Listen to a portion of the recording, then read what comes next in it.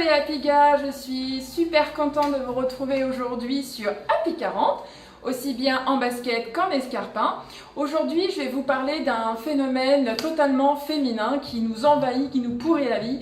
Et oui, alors si je vous parle de travail qui serait épuisant, qui serait permanent et qui serait surtout invisible, vous pensez à quoi? Allez, 1, 2, 3, oui, la surcharge mentale. Tout à fait. Eh bien écoutez, est-ce que vous avez déjà entendu, là en début d'année, il y a eu une illustratrice, Emma, qui a fait une super BD qui parle Fallait demander. Elle va relater en fait la vie quotidienne d'une femme, d'une épouse, d'une maman, à travers différentes illustrations, et elle va nous montrer en fait ce que c'est que la surcharge mentale. Elle va arriver à une conclusion, entre autres, que c'est vraiment pas quelque chose de biologique, que nous avons, nous, à vouloir tout nettoyer, tout organiser, etc.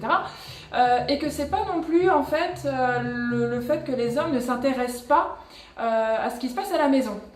Bien au contraire. Mais en fait, qu'est-ce que c'est que la surcharge mentale? La surcharge mentale, c'est une sorte de travail qui est constant, qui vous mine totalement, qui va en fait s'occuper de la gestion, de l'organisation, de la planification, de la bonne marche en fait de la maison, et tout ça dans un but de satisfaire tous ces petits habitants. Qu'est-ce que c'est exactement en fait cette gestion, planification? En fait, c'est tout couillon, hein. C'est de penser à quels vont être les repas de la semaine, qu'est-ce qu'on doit acheter, les courses, c'est d'emmener tel ou tel gamin à telle activité, et il faut penser au goûter, il faut penser au cadeau du copain de votre fils, il faut penser à l'anniversaire de votre mère, à lui acheter je sais pas trop quoi, voilà, à prévoir d'acheter des billets suffisamment à l'avance pour bénéficier de réductions. Je sais pas, une place de théâtre ou peu importe, en fait tout ça, ça nous mine constamment, et quand on est en train de travailler ou passer juste du temps avec des amis, eh bien on a toujours en tête toutes ces choses qu'on doit acheter, organiser, planifier. Ce sont des pensées qui sont totalement envahissantes et qui en fait amènent à avoir une vigilance permanente sur l'organisation de notre maison et à notre détriment.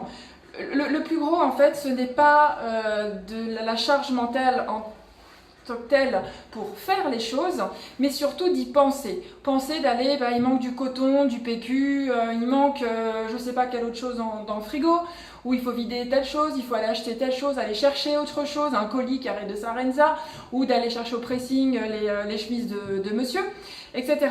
Le truc, c'est que nos chers hommes à la maison nous ont en fait décrété comme étant les chefs de projet de la bonne organisation de la maison. Et ça, c'est vraiment le problème, c'est qu'en fait ils se reposent sur nous et c'est à nous de penser à tout. Le truc aussi, c'est qu'on est dans un vieux schéma de société où malheureusement on a cette espèce de stéréotype où la femme s'occupe de la maison et l'homme va travailler et ramène en fait de quoi faire vivre sa maison. Le souci, c'est que on va arriver à un moment donné à trop infantiliser en fait notre homme. On va lui dire fais ci, fais ça dans tel ordre, et en fait il va juste exécuter les choses. Le plus important en fait dans tout ça, c'est de parvenir à trouver un équilibre, d'arriver à sortir en fait de toute cette gestion, cette planification et invention au quotidien, afin de pouvoir être beaucoup plus légère et sereine. Dans une prochaine vidéo, je vais vous donner quelques petits conseils pour lutter contre la surcharge mentale, et enfin de pouvoir nous libérer et de consacrer un peu plus à nous. Voilà, je vous fais de gros bisous, passez une bonne journée et à tout bientôt pour les super conseils pour se débarrasser de cette surcharge mentale. Ciao ciao, c'est Happy 40, ciao!